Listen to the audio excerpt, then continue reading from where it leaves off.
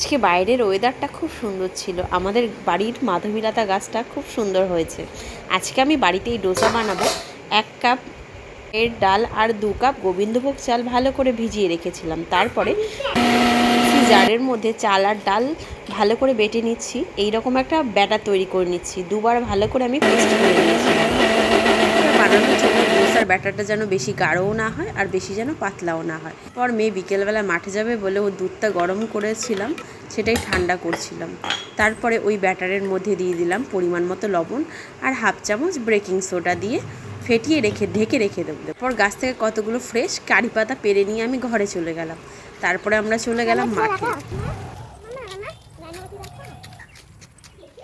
ব্যাটারটা প্রায় আধা ঘন্টা রেস্টে রেখেছিলাম। তার জন্য দেখো ডোসার ব্যাটারটা কি সুন্দর ফুলে উঠেছে। কিছুক্ষণ ভালো করে ফেটিয়ে নিয়ে এরপরে আমি ডোসা বানাবো। ডোসার সাথে বানাচ্ছি আজকে নারকেলের চাটনি। নারকেলের মালা থেকে নারকেলটা বার করা একটা বৌদির কাছ থেকেই সেকে আজকে ট্রাই করলাম।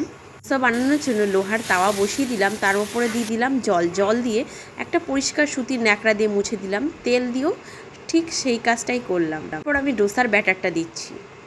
ব্যাটার দিয়ে চারিপাশে এরকম গোল করে ছড়িয়ে দিতে হবে। দিকটা সমান করেই গোল করে দিতে হবে। কিছুক্ষণ পর দেখবে তাওয়ায় একদমই লেগে যাবে না, আর এমনি ডোসাটা চারপাশ থেকে উঠতে শুরু করে দেবে। এই দেখো প্রথম ডোসা আমার হয়ে গেছে আমার মেয়ের হাতে। দ্বিতীয় ডোসাটা আমি বানিয়ে নিচ্ছি। ঠিক এইভাবেই প্রত্যেকটা ডোসা আমি বানিয়ে নিয়েছি। আর দেখো ডোসার ব্যাটারটা কি করে ভালো হয়েছে বুঝবে। এই দেখো চারিপাশটা এরকম জালি জালি মতো হয়েছে। একটুখানি ভেঙে মেয়েকে মুখে দিলাম। তারপরে বানিয়ে নিচ্ছি আমি নারকেল চাটনি। নারকেল, এক টুকরো আদা, ধনেপাতা, কাঁচা লঙ্কা এই নিয়েছি। এইগুলো সব মিক্সির জারে দিয়ে দিচ্ছে।